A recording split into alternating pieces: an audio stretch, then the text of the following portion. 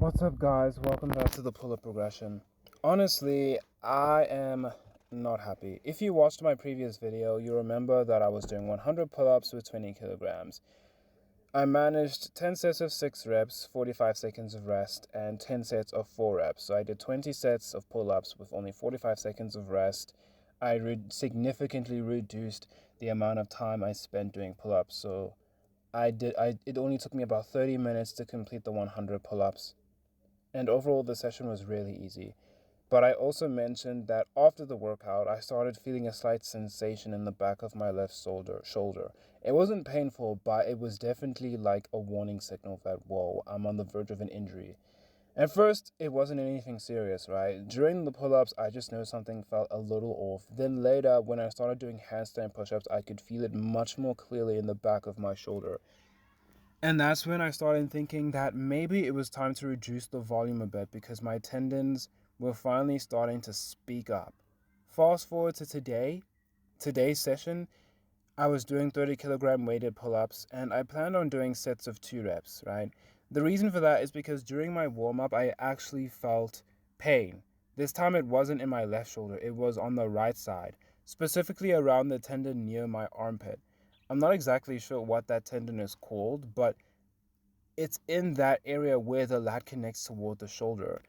As far as I can tell, this happened because I wasn't controlling the eccentric portion of my pull-ups properly, combined with the fact that I was doing 100 pull-ups. So I'm not going to dispute that as well. So if you guys do plan on doing pull-ups, or if you guys are doing pull-ups, and you're like going all the way down into a full dead hang like I do, my advice is simple. Control the descent. Don't just drop into the bottom position. Over time, all that force has to go somewhere, and eventually your tendons may start complaining about it, just like what's happening with me. And honestly, this is really frustrating because this has never happened to me before.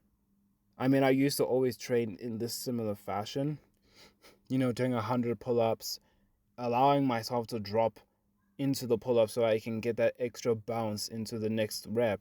And I never really experienced this pain. I only really experienced it when the load was too heavy for me to bear. But when it was light, like the 20 kilograms, this never happened. So it is a bit confusing.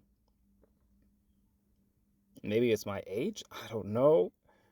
But anyway, before I talk about today's workout, I should mention what happened during my last session, right? So I wasn't able to film it because my phone just betrayed me. For some reason, it just decided to stop recording. I legit thought that someone came up to my phone and stopped the recording, but when I went back to watch it, it literally stopped the recording before I even went up to do the pull-up. So that there was no way that anyone could have came up to my phone and paused it. So it literally just stopped recording all on its own. And the thing is, I was recording how many pull-ups I could do with 20 kilograms. I was trying to record that specifically, but then it decided to just stop. So I was super pissed about that because now I'm not going to be able to film that AMRAP again because now my armpit is like, whoa, whoa, whoa, whoa, whoa, whoa, whoa, whoa. I can't handle all this volume. But anyway, I was really disappointed in how many pull-ups I was able to do, right? With 20 kilograms. So I was hoping that I'd be able to do 20 pull-ups with 20 kilograms. But I only managed 17 pull-ups, guys. Yeah, I know it's a good number. Most people can't even do a pull-up with 20 kilograms, but still, I was hoping for 20 because because I basically couldn't break my previous PR that I set years ago when I did 19 with this weight. So I was hoping for more. But anyway, it is what it is.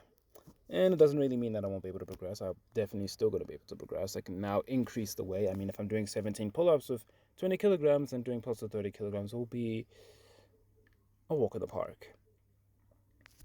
And looking back, I think part of the problem was that I couldn't control the movement properly when I was trying to do all those pull-ups, when I was trying to do as many pull-ups as I could with 20 kilograms. You see, whenever I push for a true max rep set, I start losing control of the pull-up. I start swinging around. And on top of that, I was literally pulling through shoulder pain, which definitely didn't help things. So here I am now, moving up to 30 kilograms.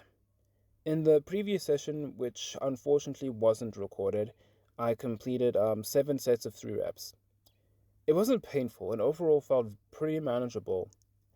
But today I decided to do 10 sets of 2 reps instead. And the reason why I'm doing the reps so low, like I haven't tested how many pull-ups I can do with 30 kilograms.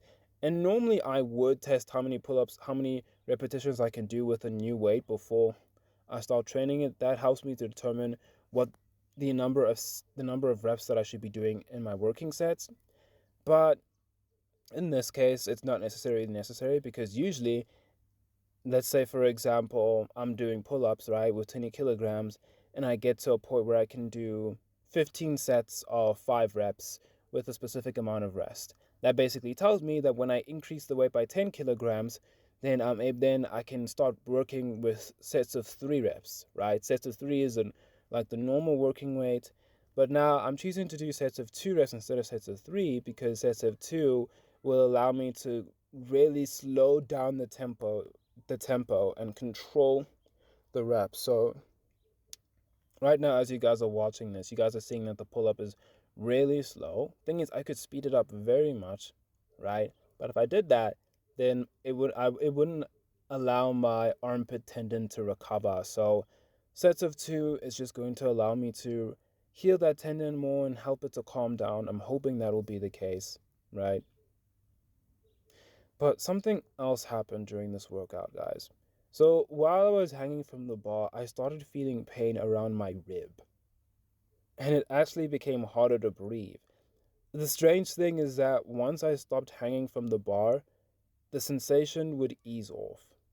So the good news is that the tendon pain didn't get worse as the workout went on. It actually got a little bit better. And that gives me some hope because in the past, whenever I've dealt with overuse issues of tendons, the ones that improved as the session progressed usually ended up resolving completely over time, even without having to do specific exercises in order to heal those tendons like you would get if you went to a physiotherapist and they would tell you to do exercise A and B. That was never my approach.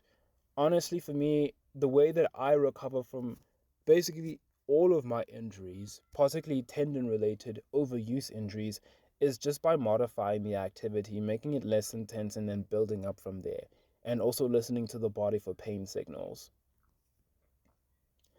But yeah, what concerns me most right now is the handstand push-up training because that's where I feel the tendon pain the most. I'm hoping it doesn't interfere too much because I really need to keep building my pressing strength if I want to continue progressing toward the full planche. But overall, though, I'm disappointed.